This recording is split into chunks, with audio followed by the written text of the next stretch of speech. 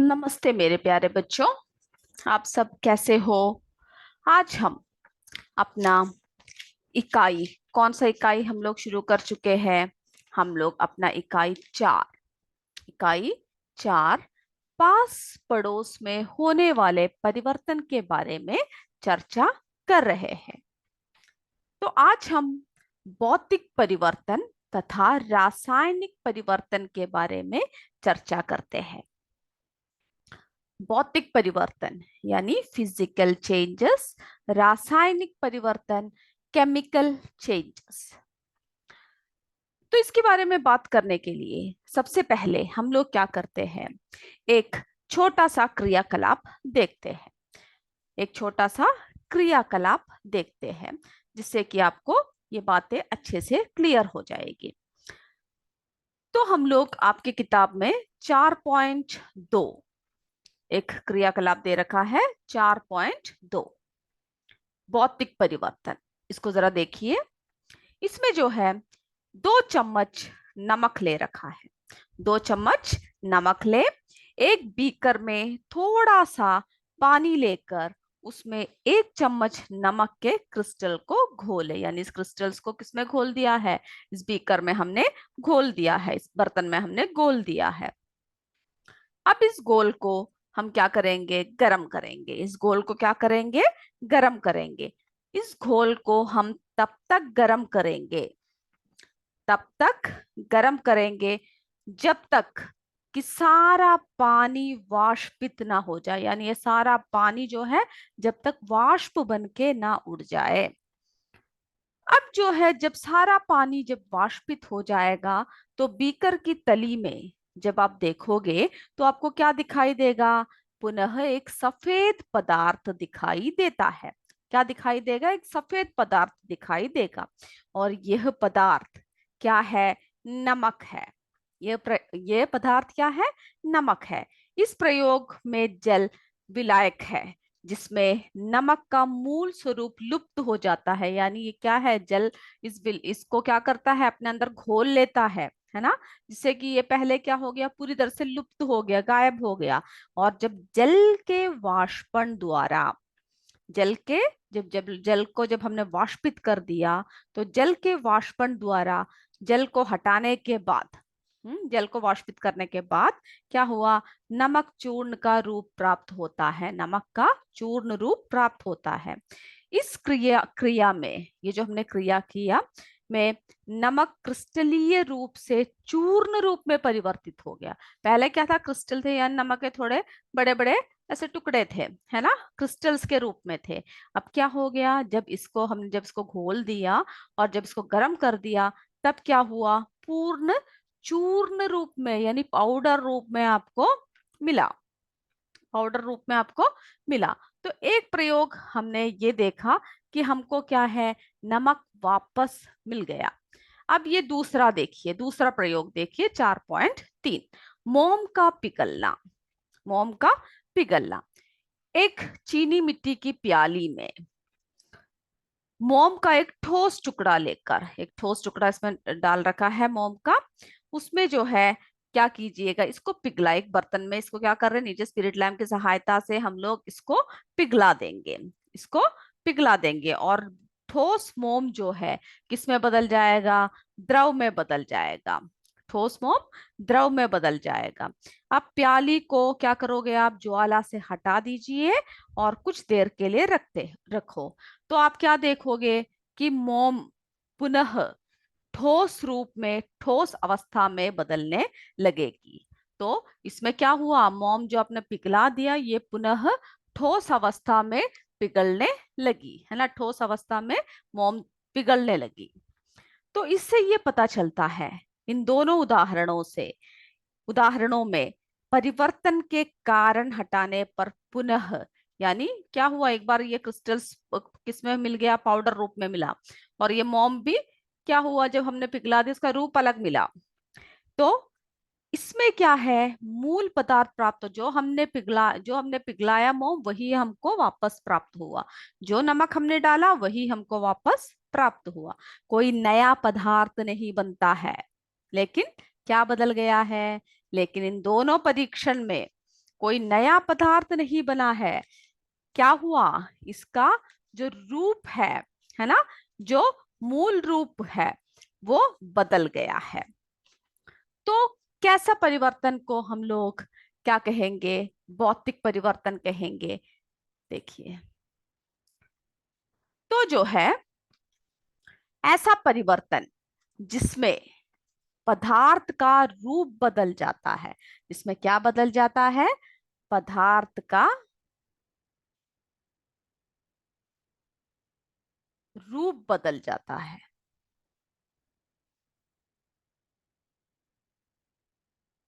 पदार्थ का रूप बदल जाता है, परंतु क्या नहीं होता, कोई नया पदार्थ नहीं बनता। कोई नया पदार्थ नहीं बनता।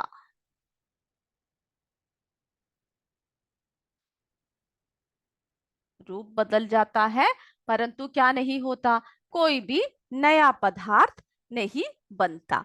तो ऐसे परिवर्तन को हम लोग क्या कहते हैं, ऐसे परिवर्तन को हम लोग भौतिक परिवर्तन कहते हैं। ऐसे परिवर्तन को कौन सा परिवर्तन कहते हैं, भौतिक परिवर्तन। तो ऐसा परिवर्तन जिसमें पदार्थ का रूप बदल जाता है लेकिन कोई नया पदार्थ नहीं बनता, कोई नया पदार्थ नहीं बनता, भौतिक परिवर्तन कहलाता है। भौतिक परिवर्तन के पश्चात सामान्यतः पदार्थ की पूर्व स्थिति को प्राप्त किया जा सकता है। हम लोग क्या है, जब भौतिक परिवर्तन होता है तो उसके बाद जो है पूर्व स्थिति को पुनः प्राप्त कर सकते हैं, है ना। तो वो है भौतिक परिवर्तन। अब देखिए, अब हम रासायनिक परिवर्तन की बात कर रहे हैं। अब हम कौन से परिवर्तन की बात करते हैं, रासायनिक परिवर्तन यानी केमिकल चेंजेस।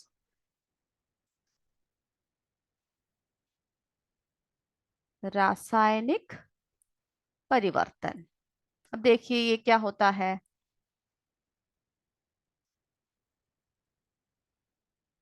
रासायनिक परिवर्तन,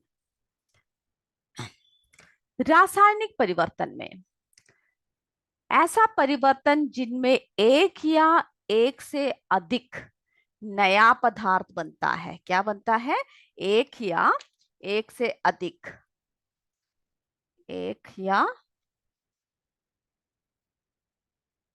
एक से अधिक, एक या एक से अधिक क्या बनता है, नया पदार्थ बनता है।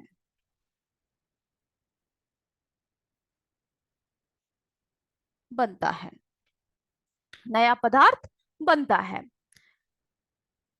ऐसे परिवर्तन को हम लोग रासायनिक परिवर्तन कहते हैं, जिसमें एक या एक से अधिक नया पदार्थ बनता है, उसको रासायनिक परिवर्तन कहते हैं। रासायनिक परिवर्तन के पश्चात क्या होता है, सामान्यतः पूर्व रूप को प्राप्त नहीं कर सकते। इसमें क्या होता है, पूर्व रूप, इसका जो है पूर्व, जैसे पहले का रूप था तो पूर्व पदार्थ को,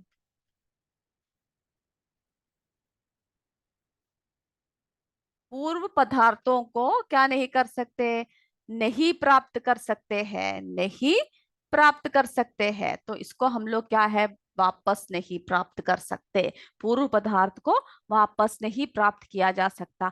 ऐसा परिवर्तन रासायनिक परिवर्तन कहते हैं। जैसे कि उदाहरण देखिए, जैसे कि अगर आपने एक थोड़े से लकड़ी ले लिए, लकड़ी के टुकड़ों को आपने जला दिए, थोड़े से क्या कर दिया आपने, लकड़ी के टुकड़े आपने ले लिए और उस लकड़ी के टुकड़ों को जला दिया।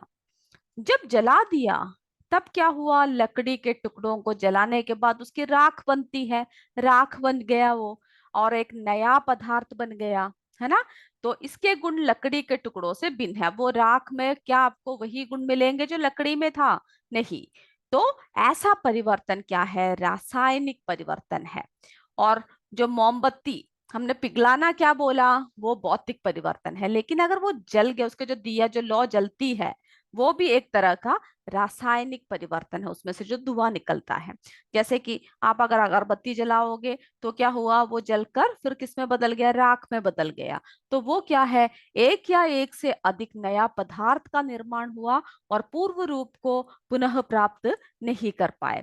तो ये है बच्चों भौतिक तथा रासायनिक परिवर्तन।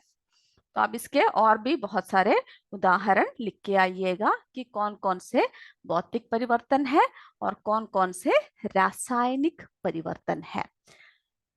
उम्मीद करती हूँ ये आपको समझ में आ चुका है। अब देखते हैं हम अगला क्या देख रहे हैं। अगला है प्राकृतिक एवं कृत्रिम परिवर्तन। हम किसके बारे में बात कर रहे हैं, प्राकृतिक, यानी प्राकृतिक क्या है, नेचुरल, है ना, प्राकृतिक। और कैसे, क्या है प्राकृतिक, सबसे पहले हम लोग प्राकृतिक के बारे में बात करते हैं, ठीक है। कृत्रिम परिवर्तन के बारे में बात करेंगे। सबसे पहले आप क्या समझ लीजिए कि प्राकृतिक परिवर्तन क्या है।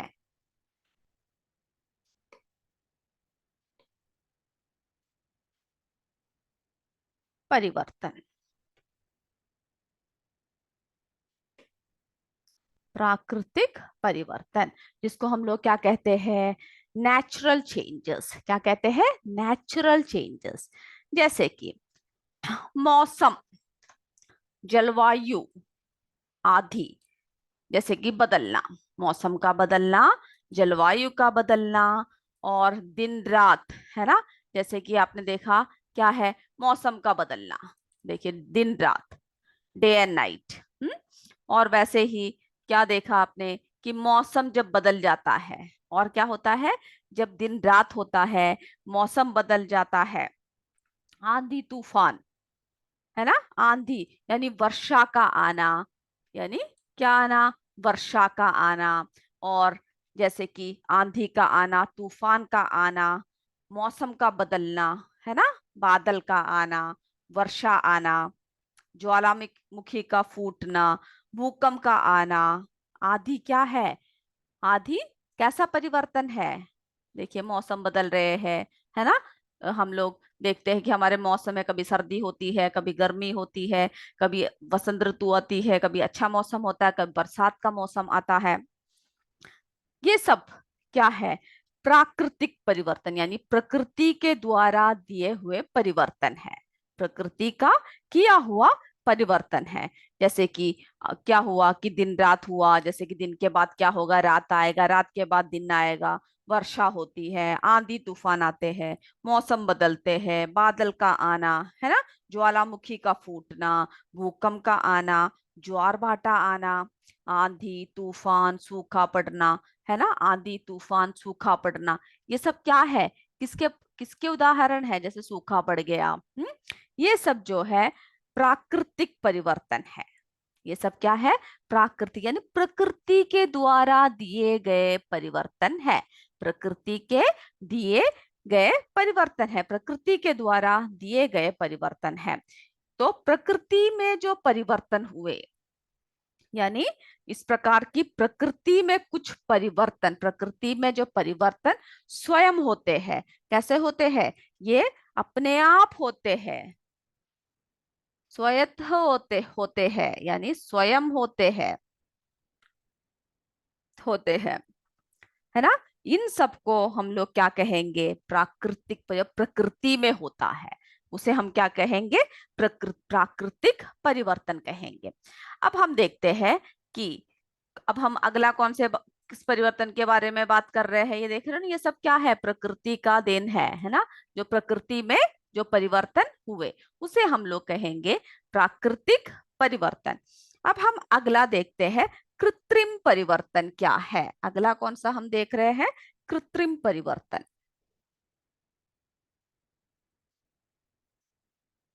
कृत्रिम परिवर्तन,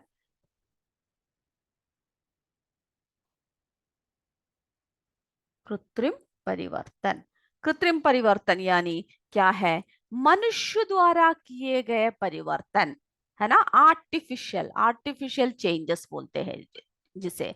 जैसे कि मनुष्य ने जो जो बदलाव किए, मनुष्य ने जो जो बदलाव किए उसे हम क्या कहेंगे, उसे हम किस तरह के परिवर्तन कहते हैं हम लोग उसको आर्टिफिशियल, जैसे कि जो मनुष्य निर्मित वस्तुएं है ना, मनुष्यों ने जो जो क्या कर दिया, जो जो वस्तुएं निर्मित कर दिया, जो जो वस्तुएं मनुष्य ने निर्मित कर दिया, उन सब को हम लोग क्या कहेंगे, कैसा परिवर्तन कहेंगे हम लोग, आर्टिफिशियल।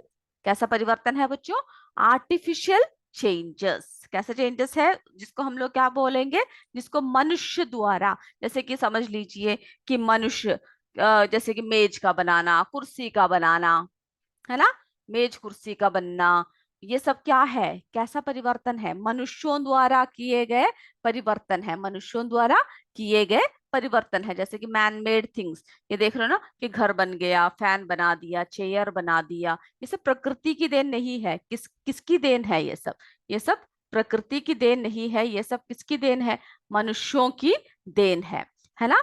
तो इस तरह का जो परिवर्तन है उसे हम लोग क्या कहेंगे, उसे हम लोग, जैसे मनुष्य द्वारा किए गए कार्य, मनुष्य द्वारा किए गए कार्य को हम लोग क्या कहेंगे, हम लोग किस तरह का परिवर्तन कहेंगे, हम लोग उसको कहेंगे प्राकृत, हम लोग क्या कहेंगे, कृत्रिम परिवर्तन। तो जैसे कि आपने बढ़ई को लकड़ी से मेज, कुर्सी का या तख्त बनाते हुए देखा होगा, है ना। और जैसे मिट्टी, सीमेंट, ईंटों आदि से मिलकर हम क्या बनाते हैं, घर बनाते हैं, इमारतें बनाते हैं।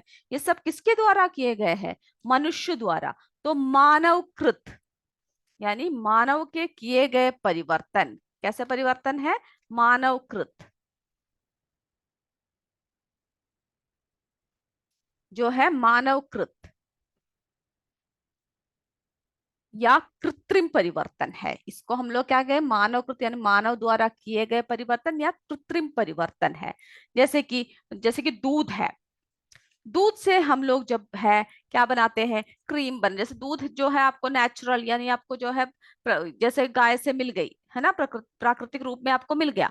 और मनुष्यों ने क्या किया उस दूध का, उसको बहुत सारे, है ना, मनुष्यों ने क्या किया, बहुत सारे चीजों का उस दूध की बहुत सारे उत्पन्न बनाया, है ना। जैसे कि दूध से क्या बना दिया, पनीर बना दिया, मक्खन बना दिया, चीज बना दिया, है ना, क्रीम बना दिया।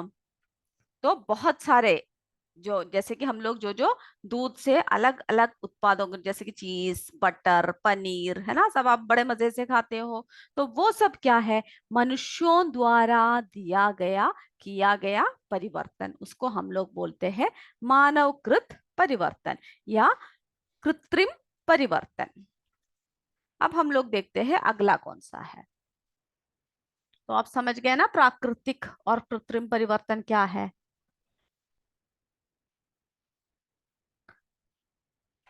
अब अगला है अनियंत्रित तथा नियंत्रित परिवर्तन, यानी अनियंत्रित यानी जो अनकंट्रोलेबल, जिसे हम लोग कंट्रोल नहीं कर सकते, अनियंत्रित तथा नियंत्रित,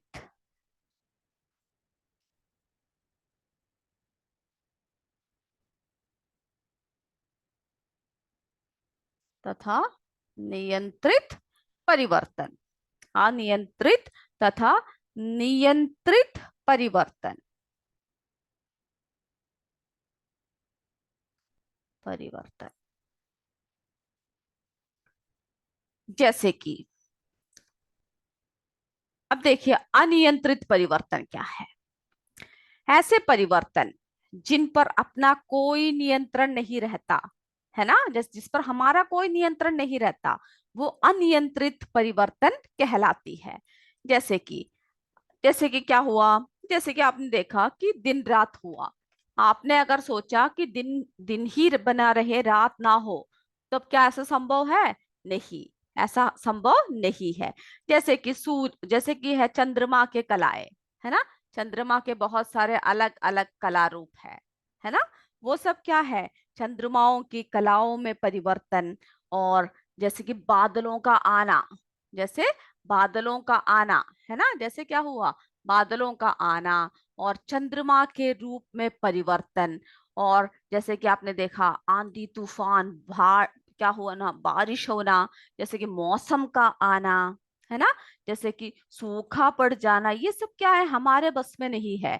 दिन रात का होना, ये सब हमने पहले क्या देखा, प्राकृतिक परिवर्तन है ना, प्रकृति के द्वारा दिए गए हैं। तो इसी को हम लोग क्या बोलेंगे, अनियंत्रित। हम लोग इसको नियंत्रण नहीं कर सकते। अगर आप चाहो कि कभी हमारे यहाँ पर सूखा पड़े ही नहीं, तब क्या ऐसा हो सकता है? नहीं हो सकता, क्योंकि हमारा कोई कंट्रोल इसमें नहीं है।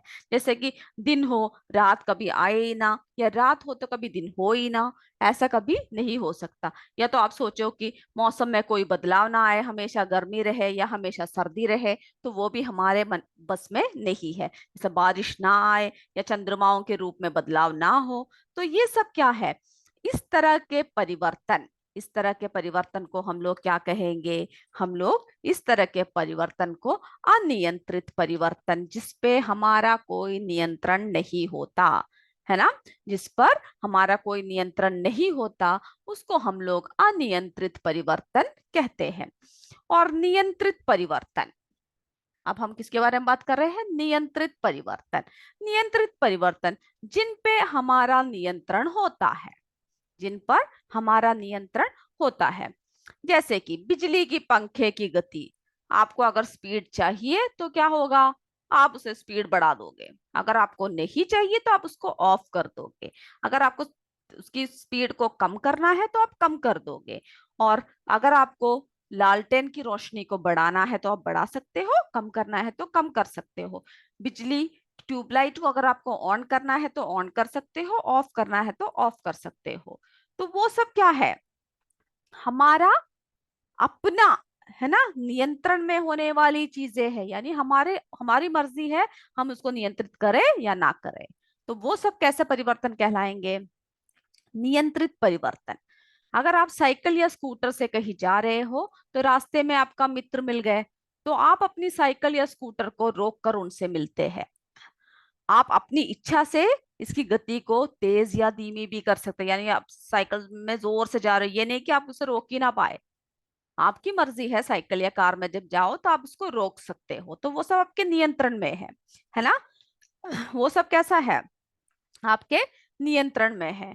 तो आप अपनी इच्छा से इसकी गति तेज या धीमी भी कर सकते हो।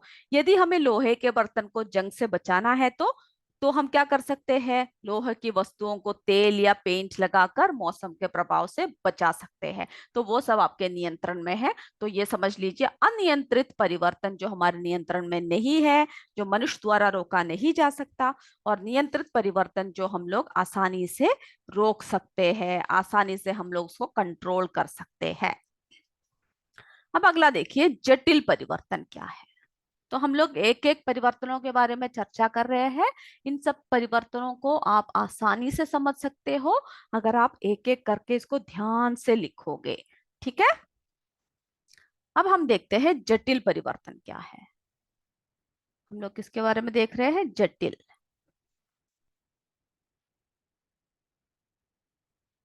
जटिल परिवर्तन,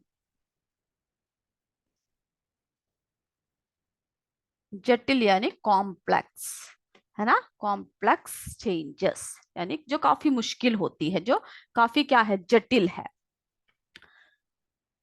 जैसे कि हम लोग पेट्रोल, मिट्टी का तेल, गैस, कोयले आदि, है ना, आदि का प्रतिदिन उपयोग करते हैं। हम लोग क्या करते हैं, हम इन सब चीजों का, जैसे पेट्रोल हो चाहे मिट्टी का तेल हो, इन सब का हम लोग क्या करते हैं, हम लोग इसका इस्तेमाल करते हैं। हम लोग इसका क्या करते हैं, हम लोग इसका इस्तेमाल करते हैं। जैसे कोयला देख रहे हो ना, कोयला का इस्तेमाल, जैसे नेचुरल गैस है, जो गैस है उसका, और जैसे मिट्टी का तेल हुआ, है ना, उन सब का जो है हम लोग उसका इस्तेमाल जो है प्रतिदिन उपयोग करते हैं। जब आप इसका उपयोग करते हैं तो आपने ये सोचा है कि ये हमें कहाँ से मिलता है, ये सब हमें कहाँ से प्राप्त होता है, ये कैसे बनते हैं। इन्हें जो है हम जीवाश्म ईंधन के नाम से भी जानते हैं। किस ईंधन के नाम से जानते हैं, इन सब ईंधनों को हम लोग जीवाश्म जीवाश्म ईंधन के नाम से भी हम लोग इसको क्या करते हैं, इसको हम लोग जानते हैं, जीवाश्म ईंधन के नाम से भी जानते हैं। इन्हें ऊर्जा का अनविकरणीय स्रोत भी कहते हैं। ठीक है, इन्हें ऊर्जा का स्रोत यानी sources of energy, non renewable energy, इसे क्या कहते हैं, अनविकरणीय,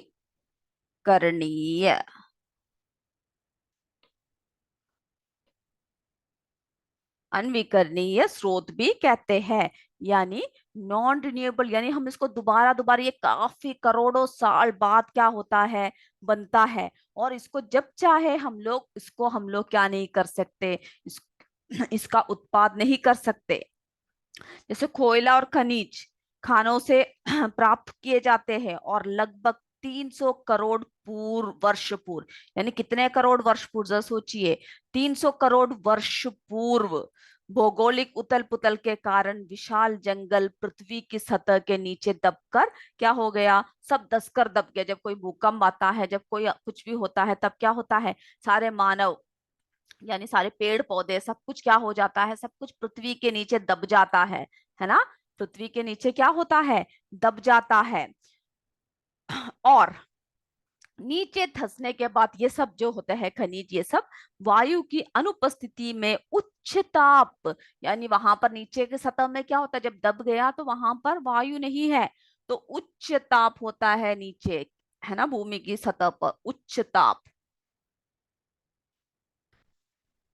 एवं दाब के कारण धीरे धीरे, धीरे धीरे क्या होता है, उन जंगलों में वनस्पतिक पदार्थ जैसे पौधों के तने आदि कोयले में परिवर्तित हो जाए। तो यानी कितने करोड़, सोचिए जरा, 300 करोड़ वर्ष तक पड़े हुए, है ना, तो इतने समय बाद हमें ये मिलता है।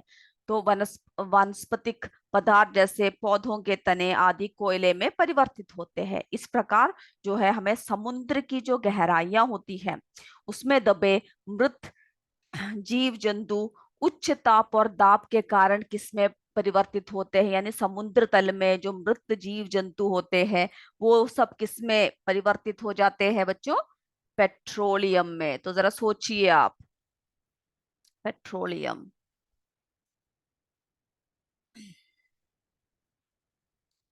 पेट्रोलियम में परिवर्तित हो गए हैं।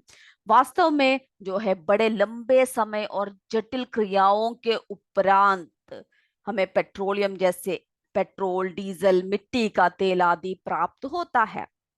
तो इन परिवर्तनों की प्रक्रिया को अत्यंत जटिल है, क्योंकि क्या है, कई करोड़ों वर्षों तक ये लोग, ये जो सामान है, जो चीजें हैं, ये सब क्या है, पृथ्वी के सतह पर से दबे रहते हैं बिना वायु, उच्च ताप में बनकर पेट्रोलियम, है ना, कोयला आदि तैयार होता है। तो ये जटिल परिवर्तन है। ये कैसा परिवर्तन है, जटिल परिवर्तन है।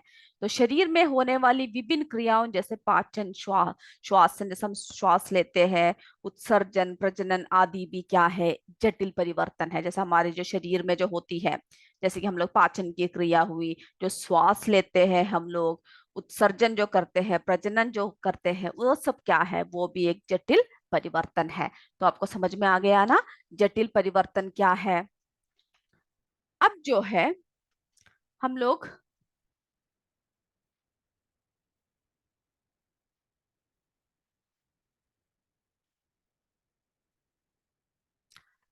अब हम लोग देखते हैं परिवर्तन में होने वाली आपसी प्रतिक्रियाएं। क्या देख रहे हैं, परिवर्तन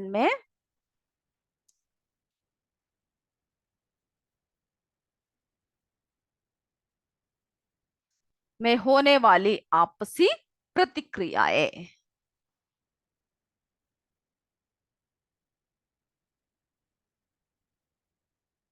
परिवर्तन में होने वाली आपसी प्रतिक्रियाओं के बारे में अभी हम बात करते हैं। जो भी परिवर्तन हम अपने आसपास देखते हैं उसमें दो या दो से अधिक पदार्थ आपस में क्रिया कर कर कैसा होता है, दो या दो से अधिक, दो से अधिक पदार्थ आपस में क्रिया करके एक दूसरे को किसी ना किसी प्रकार प्रभावित करते हैं। जैसे कि लोहे में जंग लगना, आप सबने देखा होगा कि क्या होता है, लोहे में जंग लगना, है ना। लोहे में जंग लगना, लोहे में कैसे जंग लगता है, जब आप लोहे को बाहर छोड़ते हो तब उसमें नमी के कारण, तब क्या होता है, जब आप लोहे को बाहर बाहर जब छोड़ते हो तब क्या होता है, आपने देखा होगा कि उसमें जो नमी के कारण उसमें क्या होता है, ये देखिए, फिर आप जब देखते हो बहुत समय बाद जब आप देखते हो तो उसमें जंग लगा होता है। तो इसमें लोहा तथा ऑक्सीजन नमी की उपस्थिति में क्या होता है, परस्पर क्रिया करते हैं, है ना। और पारस्परिक क्रिया से वस्तुएं प्रभावित होती है ना। पारस्परिक क्रियाओं से क्या होती है, वस्तुएं प्रभावित होती है। जैसे कि ये देखिए पेंसिल, ब्लेड, है ना, जिससे क्या होता है, हम लोग ब्लेड से पेंसिल को छीलने पर, है ना, ब्लेड पेंसिल को क्या करता है, छीलता है। ब्लेड क्या करता है, पेंसिल को छीलता है, जिससे ब्लेड की धार कम हो, जो बहुत बार जब छीलते रहेंगे आप देखते हैं ना उसकी शार्पनेस कम हो जाती है, तो उसकी धार कम हो जाती है। इस परिवर्तन में ब्लेड ने पेंसिल को छीलकर उसमें कुछ परिवर्तन कर दिया, है ना। साथ ही साथ ब्लेड में भी परिवर्तन हुआ, पेंसिल को छीलकर उसमें नोक ला दिया, और साथ में क्या हुआ, ब्लेड की भी छीलते छीलते उसकी धार कम हो गई। तब क्या हुआ कि इस परिवर्तन के लिए ब्लेड तथा पेंसिल एक दूसरे के संपर्क में आना आवश्यक है ना। और यह आपसी क्रिया तथा प्रतिक्रिया क्या है, एक उदाहरण है कि किस तरह से आपसी प्रतिक्रियाओं के द्वारा परिवर्तन होते हैं। प्रतिक्रिया द्वारा क्रिया करने वाले पदार्थ के आकार, रंग, अवस्था आदि यानी भौतिक एवं रासायनिक गुणों में भी परिवर्तन हो जाता है। भौतिक तथा रासायनिक गुणों में भी क्या हो जाता है, परिवर्तन हो जाता है। तो हमने देखा किस तरह से आपसी प्रतिक्रियाओं से क्या हुआ, किस तरह से परिवर्तन हुए।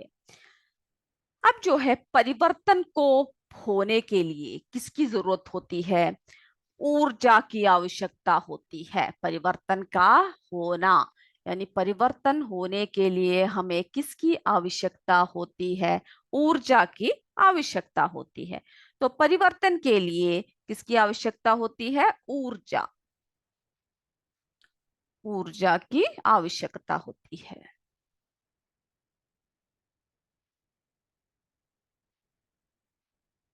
ऊर्जा की आवश्यकता होती है।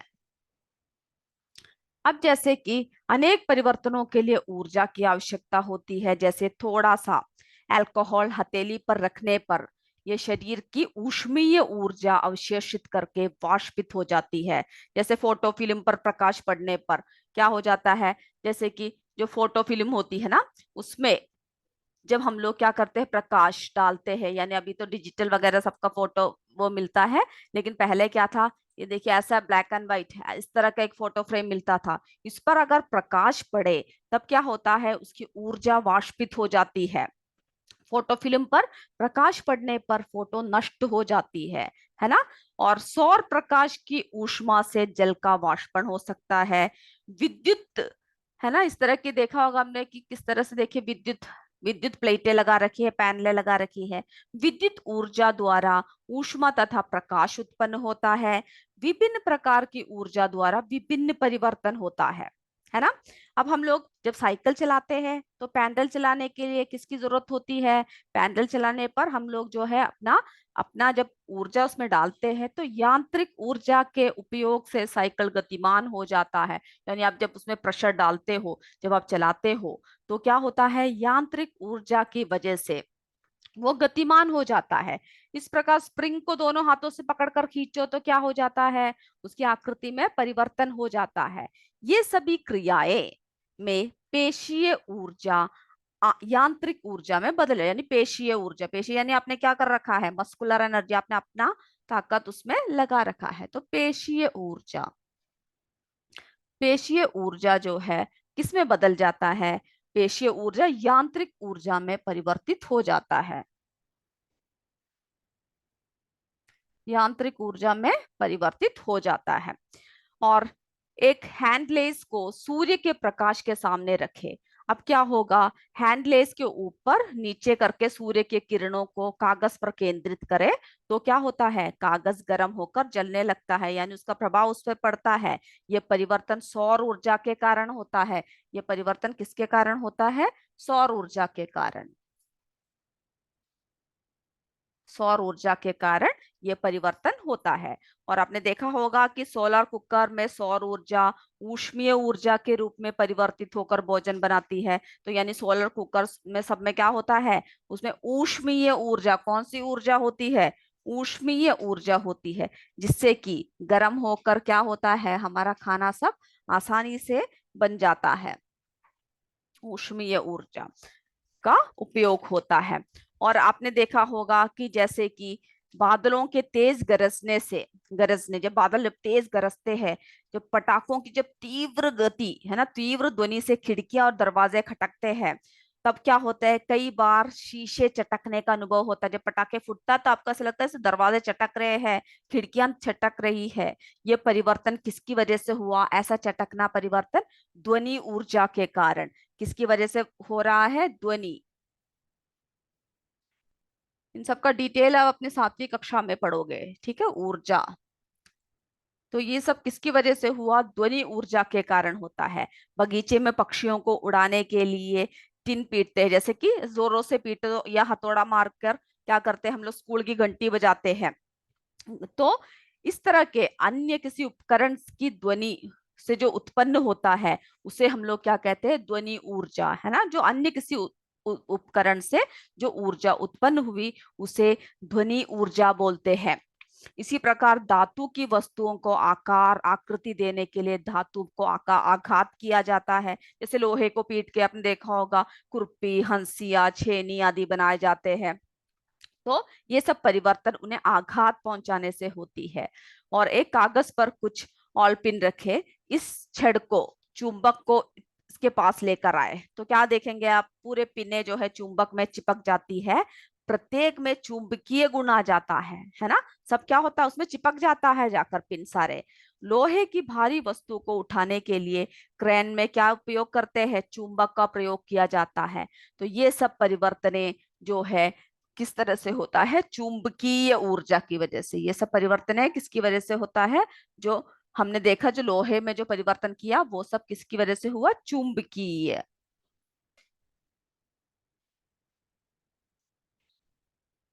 चुंबकीय परिवर्तन, चुंबकीय परिवर्तन।